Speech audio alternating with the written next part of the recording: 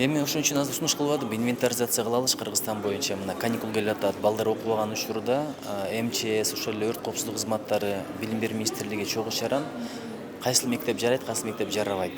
Эми бир канча мектебибиз бар, ошолордун баардыгын карап чыгыш керек да. Анан жарабай турган болсо, бир жолун табыш керек. Анткени бир жеке бир имараттарга киргизиш керекпи же башка жакта окутабы. Анткени албетте эми билим беребиз деп атып балдардын өмүрүн коопсуздугун мындай коркунучка салбаш керек да. Тобокелчиликке салбаш керек. Ошону сунуштадык. Анан бизде мындай жеке сектор абдан өнүгүп атат.